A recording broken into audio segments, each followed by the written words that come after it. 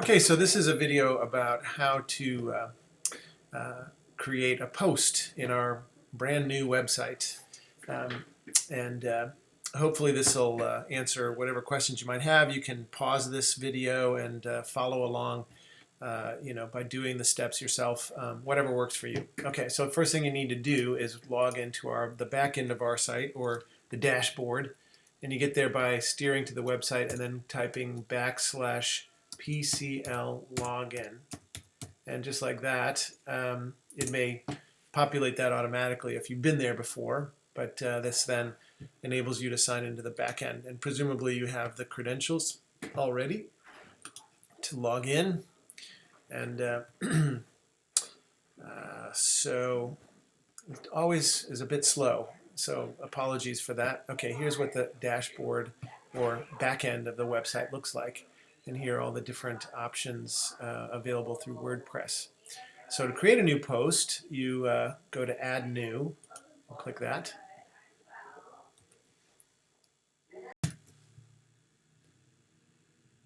And then what you do is, of course, put in a title. We're going to say that this is about a widget festival series. We celebrate widgets with the Presbyterian Church of Lawrenceville. Oops. Now, you can put as much text in as you want, and in a post, there's no real limit on that. If the newsletter, it's best if you make one image and a punchy few words or a sentence or two. But in a post, that's where you can put as much information as you want. People have clicked it, and so they're interested in it already. So in some ways, more information is better. So you've got the title and you've got the text in there. What you next want to do is add an image, and you're going to add it in two places. First, you're going to put it in the featured image, and here's the media library. When you click that, it'll go to the pictures that are already added to our website and available for use. But we don't have any good pictures of widgets. So what we're going to do is we're going to go to a photo sharing site called Pixabay. That's the one I like. It's pixabay.com, and they offer free images. So let's see what they give us when we type in widget. Okay, so I actually already had that in there, but we're gonna put this one in there and say that's a widget.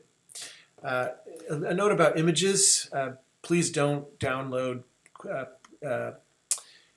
clip art, things that are schlocky, and symbols. Really high quality photography is what we're after, and this is it. It's a really nice photograph. We can download it for free. Now the size image does matter.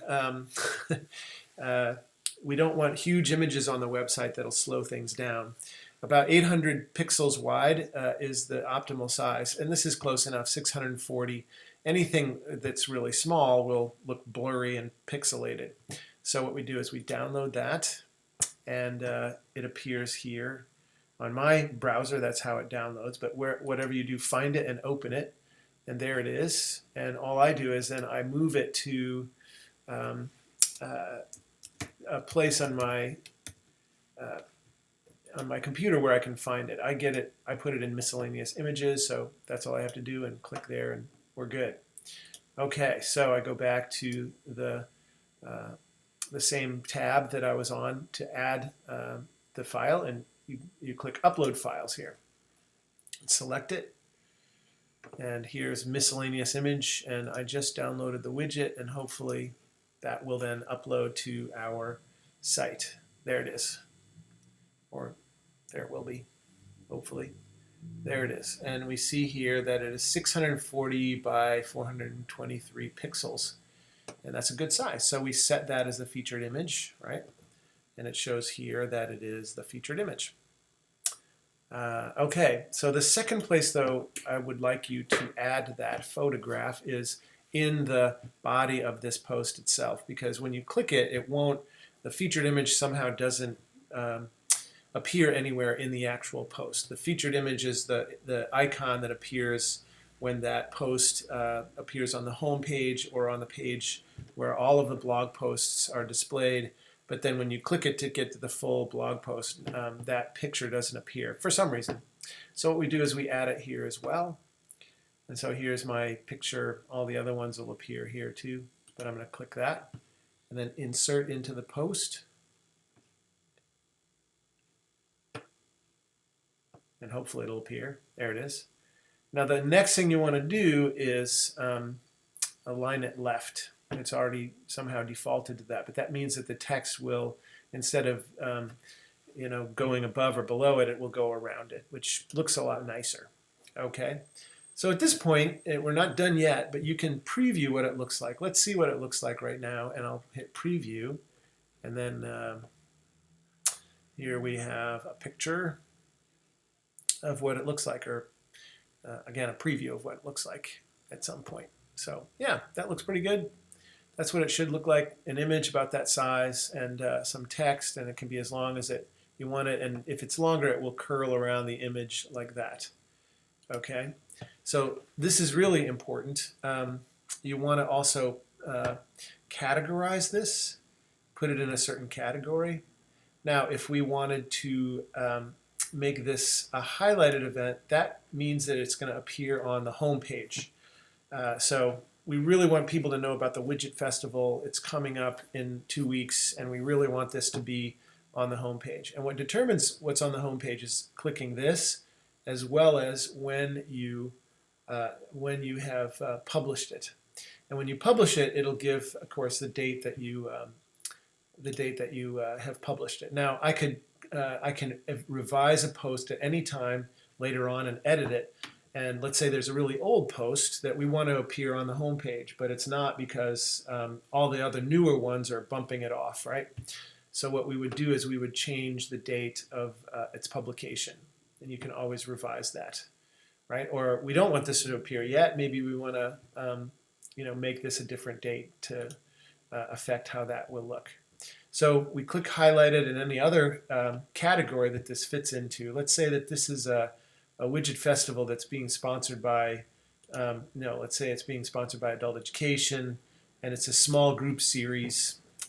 So that will ensure that it appears on the Adult Education page on our website, and it'll be associated with anything having to do with small group studies. Okay. Now, the last thing that you need to know about this is this post expirator. And this is important because let's say the Widget Festival is done, let's say that's going to be finished on June 30th. So the 31st of June is when we want this no longer to say that it's a highlighted thing. So what we're going to do is we're going to say on June 31 at 11:03, we're going to remove the category highlighted. So that will be unchecked at that point, and that'll mean that it's no longer going to be showing on our homepage because we don't want to show something that's past it's already done, and it shouldn't be appearing there anymore. So that's how you make it expire. And then the last step, of course, is to publish. We're gonna publish it just for a second here, and then we're gonna delete it. But you can publish it, and then we'll check and see if it's going to appear on the home page. Hopefully nobody's looking. So we're going to visit the site. And we're going to see if that post is appearing there.